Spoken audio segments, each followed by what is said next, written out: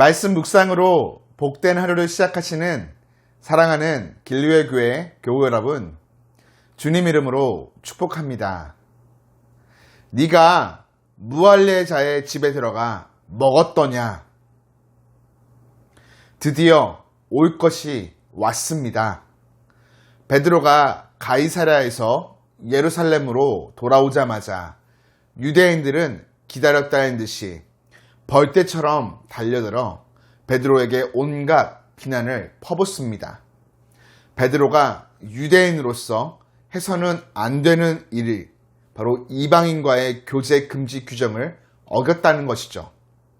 그들은 이방인들도 하나님이 부어주신 성령을 받았다는 소식을 들었음에도 불구하고 사실 그것은 그렇게 중요하지 않았던 것 같아요. 복음의 본질을 심각하게 잊어버리고 있었던 것이죠. 그들은 2절이 기록하듯 할례자들로 복음을 받아들였지만 여전히 율법 준수를 포기하지 않았던 유대주의자들이었기 때문입니다. 사실 베드로가 염려하며 전전긍긍했던 이유, 기도와 환상 중에 보자기에 있는 짐승들을 잡아먹으라는 명령이 3번씩이나 반복적으로 전달되었음에도 그가 쉽게 수긍하지 못했던 이유가 바로 이런 상황 때문이었습니다. 본문 전체는 이런 비난을 쏟아내는 예루살렘 형제들에게 베드로가 자신의 가이사랴 사건을 길게 변증하는 내용을 담고 있습니다. 한마디로 요약하자면 내가 누구간데 하나님을 감히 막겠느냐 하소연하는 것이죠. 베드로의 하소연이 매우 딱하게 느껴질 만큼 이방인들과의 교제는 사실 이 이후로도 신앙 공동체의 복음 전파를 집요하게 괴롭히는 단골 메뉴가 됩니다. 물론 본문은 그들이 베드로의 변증을 수긍하며 하나님이 이방인들에게 생명을 얻는 회개를 허락하셨다고 인정함으로 무사히 마무리되지만 15장에 가서야 비로소 이 문제가 공식적으로 매듭을 맺게 됩니다. 그만큼 큰 이슈였다라는 것이죠. 본문을 묵상함에 우리는 다시금 말씀을 통해서 하나님께서 모든 차별을 넘어 열방을 부르신다는 사실을 확인하게 됩니다.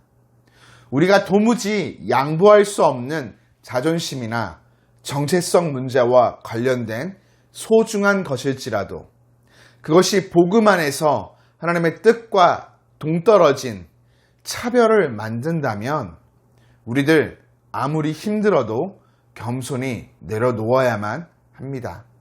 이것이 바로 바른 신앙의 자세이기 때문이죠.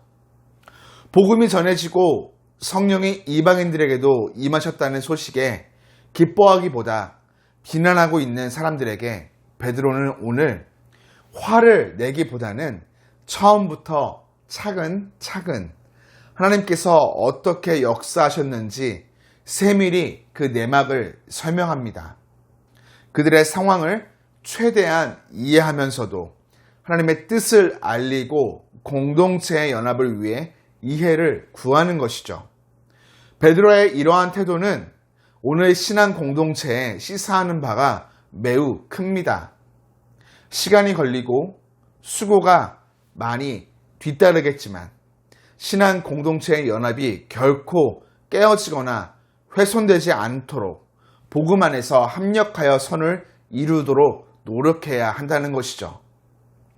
사랑하는 교우 여러분, 하나님의 역사하심 앞에서도 나의 왜고집과 편견을 내려놓지 못하는 예루살렘에 있던 할례자들이 아닌 하나님이 기뻐하시는 일, 하나님의 생각이라면 베드로와 같이 우리들 모든 것을 내려놓고 순종하는 용기를 소유한 그리스도인이 되어야 하겠습니다.